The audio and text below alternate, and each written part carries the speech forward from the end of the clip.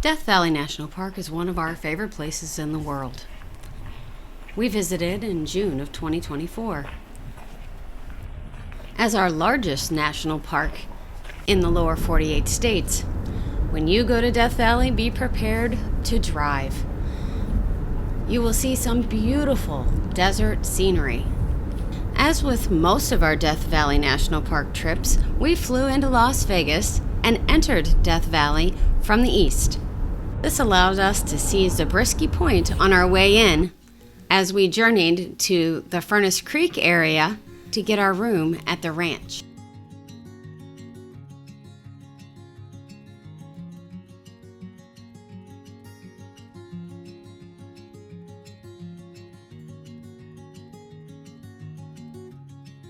As you pass the inn at Death Valley, make sure that you are paying attention for those sea level signs and then the below sea level signs.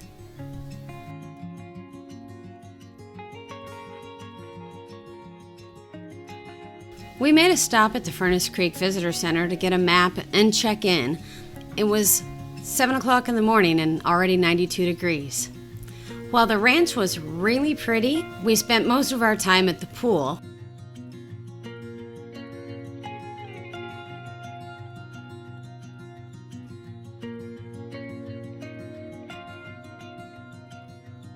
Since we visited so many times, we try to find things that are off the beaten path.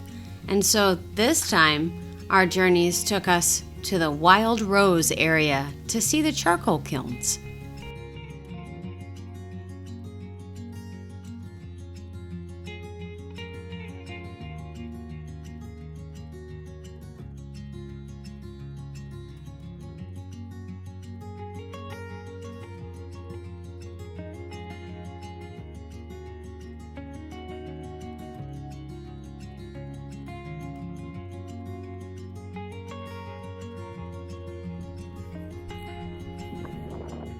Again, there was a lot of driving, but we were sure to stop and take in the landscape sometimes.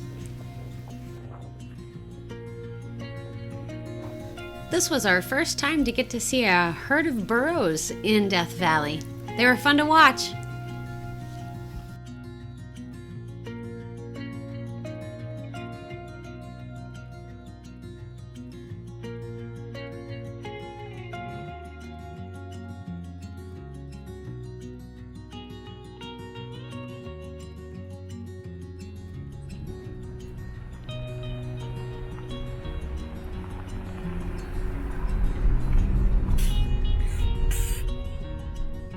The last bit of road to the Wildrose charcoal kilns is dirt and gravel, but it was completely passable by our two-wheel drive car.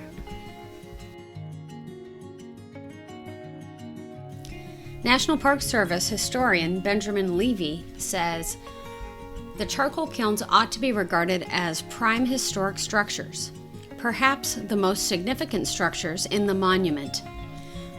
The number of kilns is 10 in all. Is by itself an attractive feature, especially since they are laid out in a perfect lineup in the canyon." This was in 1969. It's tall and echoey.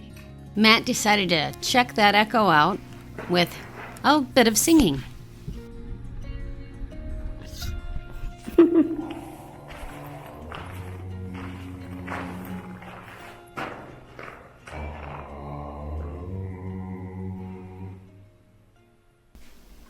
After checking out the kilns, we decided it was still early and cool enough that we could go on a little bit of a hike.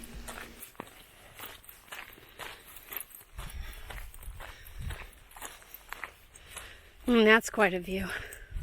Well, we weren't going to do all of Wildrose Peak Trail. It's 8.4 miles. We did decide that we wanted to make a little bit of elevation gain. Got some good views.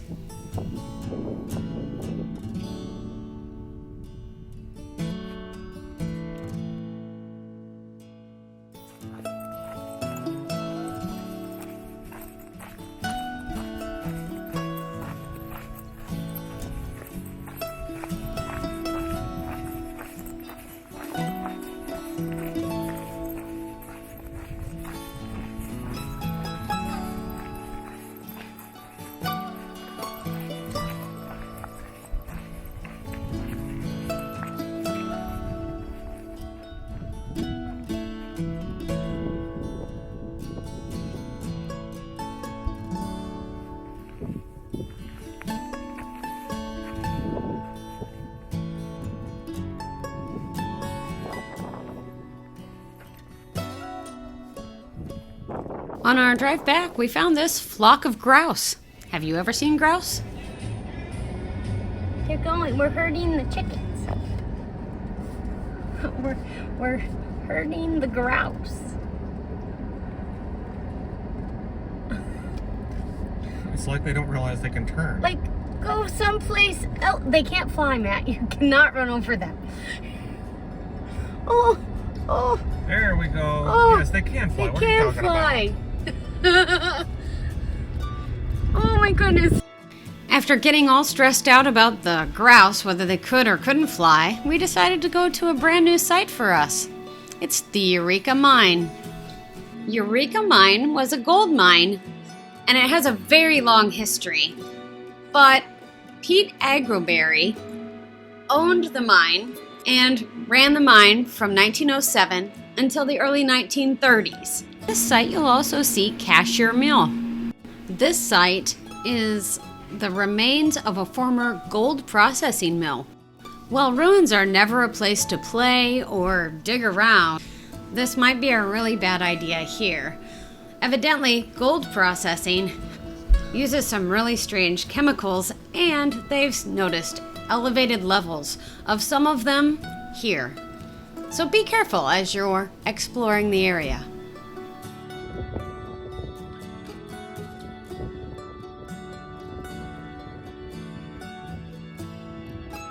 Before we left Death Valley National Park, we had to be sure to stop by the iconic Badwater Basin. No trip is finished without stopping there, right?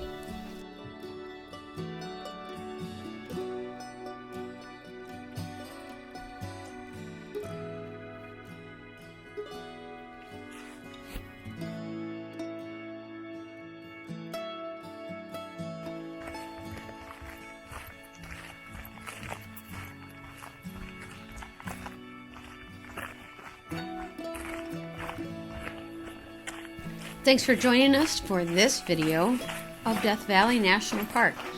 We appreciate you coming along on our trip. Please subscribe, and we'll see you on the next one.